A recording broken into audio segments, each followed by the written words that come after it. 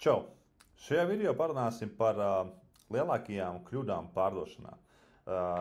Kļūdām pārdošanā gan no uzņēmuma viedokļa, gan no pārdevēja viedokļa. Vairāk gan par uzņēmumu šobrīd runāsim, kādas kļūdas vairāk pieļauj, teiksim, uzņēmēji kā tāda savās pārdošanas procesu struktūrēšanā.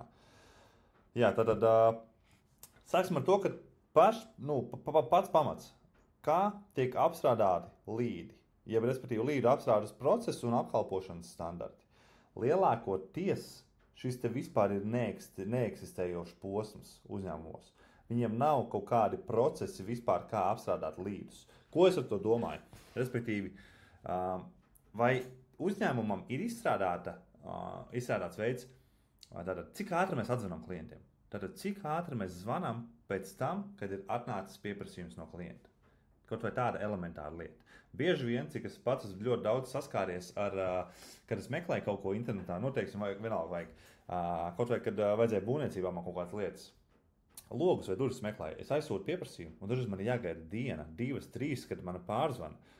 Un tas ir vienkārši tā pati elementārākā lieta. Tātad, cik ātri mēs atzvanām klientiem? Ko mēs darām, ja viņš nepaceļ? Cik daudz mēs zvanām? Cik bieži mēs zvanām? Ja viņš nepaceļ pirmajā dienā, vai mēs zvanām otrajā, cik dienas mēs zvanām? Tātad tas ir vesels process, tur jābūt sistēmai, sistemātiskam procesam, kā mēs apstrādājam klientus. Un lielākajai daļai uzņēmumu šāds te neeksistē vispār. Un arī tātad apkalpošanas standarti. Teiksim, kaut kādi standarti, kas ir jāzina taviem pārdevējiem. Cik ilgi viņi runā ar klientu? Vai viņi drīkst likt viņu uz holdi? Ja drīkst, tad cik ilgi? Cik garām ir jābūt sarunām? Tādas lietas ir jābūt kaut kādiem konkrētiem KPIs, konkrētai sistēmai, pēc kā šis te viss process tiek organizēts. Tātad tā ir viena no lielākajām kļūdām, ko pieļauj ļoti daudzi uzņēmēji, kuriem vienkārši nav šāda te procesa. Lūk, tad nākamā lieta ir pats piedāvājums. Pats piedāvājums, teiksim, ko tu pārdod.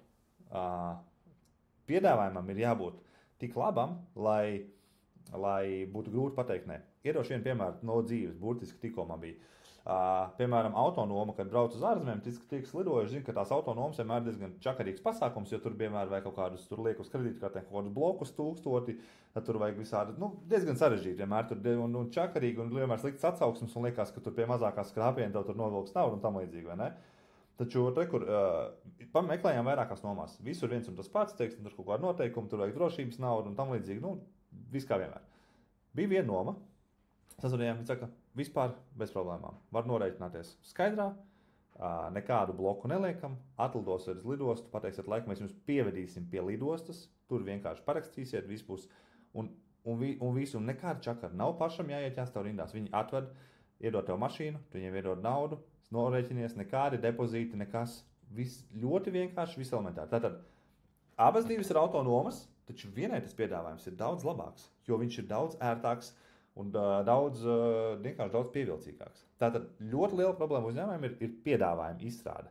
Tātad tu nepārdod vienkārši kaut kādu lietu vai ko, tad tu pārdod atrisinājumu. Piedāvājumam jānāk līdz, viņu var apbūvēt to pašu lietu tā, ka cilvēks vienkārši nekādā gadījumā neizvēlēsies konkurentus. Ja tu to piedāvājumu uztaisīsi labu, ar garantijām, bonusiem un tam līdzīgām lietām, ar visu kaut ko viņu var apbūvēt, ar to, kas tev neizmaksās tik daudz, bet toties tas būs kā milzīgs bonus salīdzinot ar konkurentu piedāvājumiem. Tātad piedāvājums ir vēl viens klupšanas akmens. Ļoti daudz labāk izstrādāt piedāvājumu tik pievilcīgu, lai klientiem būtu grūti pateikt nē. CRM jeb klientu menedžēšanas sistēma, respektīvi ļoti daudzi vēl joprojām strādā vai no Google Sheets, vai kaut kur, teiksim, tur kačātos līdus no Facebooka, vai vēl vis kaut kādi varianti ir dzirdēt, vai ne? Tad nav vienota sistēma, vai arī pat ir sistēma, bet viņa netiek pareizi izmantot. Tātad CRMs ir jābūt sistēmai, kurā tiek reģistrēti pilnīgi visi klienti. Kuri ienāk, kas ar viņiem notiek. Respektīvi, atverot CRM, ir jābūt pilnīgai skaidrībai, uzklikšķinot uz klienta. Kas ar viņu ir noticis, cik ātri ir zvanīts, kas ir piedāvāts, kas ir runāts, kāds ir bijis klienta feedbacks un tam līdzīgi. Pilnīgi visam ir jābūt reģistrētam vienā vietā, jo tikai tā tu vari iegūt skaidrību par saviem klientiem, par to, kas ar viņiem noticis, kādā statusā tie ir, cik ilgi viņi ir atradušies, cik ilgs ir laiks līdz tam, kamēr mēs noslēdzam darījumu, un no tā visa var izvilkt ārā datus, kas ir ļoti, ļoti svarīgi. Tātad CRMs ir vēl viens sistēma, kas liekas daudziem, ka paškā man vajag Google Sheets vai kaut kas tāds. Tas ir tāds arī diezgan liels klupšanas akmeņs. Un tātad, kā es minēju, no tā CRM, tātad mēs varam dabūt ārā datus. Un dati un datu analīzes. Nespēju uzsvērt, cik šis ir kritiski svarīgi, jo, ja tu neskatīsies uz datiem un neanalizēs datus, tad tev nebūs nejausmas, ko tu dari savā uzņēmumā. Vai kaut kas iet labi, vai kaut kas iet slikti. Elementāras lietas. Man bija nesen saruna ar vienu cilvēku, un viņš man saka, ka viņš ir liek Google reklāmas. Google reklāmas nāk līdi. Es saku, ok, super, līdi. Ko dara līdiem? Es sūtu e-pasts. Wow, super, ok, fantastiski. Un cik daudz tu pārdod? Es nezinu, 2, 3. Respektīvi, nav ne mazākās sajēgas par to, kāda ir konversija, cik daudz mēs maksājam par iegūto klientu, cik daudz mums maksā līdz. Tātad visi šie te dati, tas ir kritiski svarīgi jebkuram uzņēmumam, lai tu zinātu elementārus metrikus. Tātad, cik tev izmaksā iegūt vienu maksājošu klientu, cik tev izmaksā iegūt līdu, kāda ir tava konversija, cik vidēji tev atnes, cik ir vidējā pirkuma vērtība. Šādi te elementāri dati, tas ir jāzina. Un ne tikai tas, bet arī dati par pārdevējiem. Tātad, cik ir konkrētā pārdevēja konversija, cik konkrētais pārdevējs veids zvanus, cik viņš apstrādā klientus, cik ilgi viņš ir vidēji sarunas, cik vidēji sarunas garas. Un tādi dati. Šis te viss ir jāzina, lai tas pārdošanas process varētu optimizēt, uzlabot un vienkārši iegūt labāks rezultāts. Jo, ja šī te nav, tad tu tā kā principā tāds kurmis par to mums baksties, un tu īsti nezini, ir labi vai slikti, nav ne mazākās sajēgas. Ja tev nav kaut kāds benchmarks, kur tu vari salīdzināt. Protams, nepietiekošas pārdevēja apmācības. Šis ir ļoti, ļoti izteikti. Tad uzņēmēji vienkārši pieņem darbiniekus darbā. Ok, tev bijusi pieredze, super, labi, sēdies, skaties, kāds mums ir produkts. Mūsu produkts ir šitāds te, tur vienas dienas treniņš par produktu, tad rekur, tev ir datubāze, ej pārdot. Un tas ir viss, ko lielākā daļa uzņēmēji domā, ka tas ir vajadzīgs. Tad vienkārši informācija par produktu, ej un pārdod. Kā pārdot, vai ne? Un tad ļoti, ļoti maz uzņēmumiem ir kaut kādas apmācības tieši saistībā ar pārdošanu. Kā pārdot?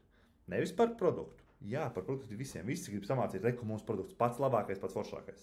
Bet kā pārdot? Tāda apmācība principā arī ir neeksistējošas, kur māca, kādus jautājumus uzdot, kāpēc uzdot, kā mēs vedam to klientu no augsta līdz maksājošam, kāpēc mēs jautājam tos jautājumus, vai ne? Ko mēs mēģinām panākt. Kā tik galā arī, kā pār to sarunu struktūrēt tā, lai tie iebildumi nemaz nerastos. Ne? Tādas elementāras lietas, un šis te ir ļoti, ļoti reti kurā uzņēmumā. Lūk, un kļūdas, ko veids pārdevēji, patiesībā jau pārdevēju kļūdu īsti nav, jo ja viņam nav iedots attiecīgs treniņš, tad īsti nevar vainot pārdevēju nevienā brīdī, jo tā ir uzņēmēja vadītāja atbildība, lai iedotu pārdevējiem attiecīgi treniņu. Ja viņam nav iedots, viņš vienkārši dara, ko viņš zina, vai ne? Ja viņam nav mācīts savādāk, tad īsti nevar vainot. Tāpēc mēs varbūt iziesim cauri tiem pārdevēju kļūdām. Pirmkārt, tā ir tā produktu stumšana. Tātad visi pārdevēji vienkārši fokusējas to, ka mēģina stumt produktu rīklē katram garām gājējiem. Ja? Un viņus par to nevar vainot. Ja viņiem nav iedots normāls treniņš, tad viņus par to nevar vainot. Jo viņi nemaz nezina, ka var savādāk. Viņi nemaz nezina, ka ir cits veids. Viņi domā, ka viss mani produkts vienkārši gribat produktu. Reka mums forši, jums varbūt noteikti vajag, viņš palīdzēs, jums uzlabos, vai ne? Tas viss, ko viņi zina. Tāpēc tas ir tā izteiktākā kļūda, vienkārši strādā pēc novecojušas modeļa, ka viss, kas man jāzina, ir tikai informācija par produktu, un es viņu stumju rīklē katram garām gājējiem. Follow-up ir elementāra lieta, kas ir, teiksim, ja tu nespēji viņu pārdot pirmajā tikšanās reizē, ja tas pārdošanas process tomēr prasa vairākas tikšanās vai vairākus zvanus, tad mēs nospraužam tos konkrētos nākamos soļus, kad mēs zvanam, un kad mēs satiekamies ar klientu vai kādi nākamie soļi, vai ne? Ļoti, ļoti bieži klients saka, labi, padomājiet, un tad dodiet ziņu, vai ne? Un nav nekāds follow-ups vai nekas tam līdzīgs. Lūk, pēc pārdošanas servisa, respektīvi, ja mēs noslēdz darījumu, tad pēc pārdošanas vienkārši aizmirst par klientu un neko mēs nedarām, viss. Taču atkal jau ļoti, ļoti svarīgi ir klientiem parādīt, kad arī pēc noslēgtā darījuma mums tomēr rūp, viņu sasniegtie rezultāti rūp, kā viņam kalpo produkts, un tāpēc pārdošana nebeidzās pie noslēgtā darījuma. Bet atkal jau, te pārdevēja kļūdas var uzskaitīt daudz un dikti, bet tas viss atturās par to, vai viņam ir sniegts kārtīgs pārdošanas treniņš. Un ja viņam nav, tad viņu īsti vainot nevar, jo viņš vienkārši nezina kā, vai ne? Taču tāpēc, ka jums pateikt, ejiet nomainat, es nezinu, traktoram tur riepu. Nu, labi, muļķīgs piemērs to varbūt daudz zina. Bet var jebko, vai ne? Izdara kaut ko tādu, un tu vienkārši nezini kā. Ja tev nav vietos treniņš, ja tev ir vietos treniņš, un tu dari nepareizi, tad ir savādāk. Bet ja tu neesi mācīts, tad ir ļoti grūti. Tāpēc, ka tās lietas, ko es minēju, ko uzņēmumu veids, tas ir ļoti, ļoti izteiktas, un, diemžēl, lielākā daļa viņas arī pieļauj. Lūk, tas arī viss šim video gribēju izvest cauri tieši lielākajām kļūdām, kuras es redzu, ko veic uzņēmēji un pārdevēji. Pārdevēji tas atkal ir cits stāsts, jo te ir tieši tas, kad ir tas informācijas trūkums. Bet tad, kad tu zini, kad var savādāk, ka tev nav jābūt produktu stūmējiem, kad ir cits veids, kā pārdot, tad jau tā kļūst par tavu atbildību, lai iemācītos pārdot pareizi. Tā kā tā, nezinu, kur tu skaties šo te video, vai YouTube, vai jau skolu komunā, tad ļoti daudzi video pilnīgi bez maksas ir pieejami bezmaksas skolu komunā, links YouTube būs zem šī video, tā kā pievienojies, tur ir daudz bezmaksas lekcijas, arī Zoom zvani ar mani vienreiz mēnesī, tā kā pievienojies un mācāmies kopā. Čau!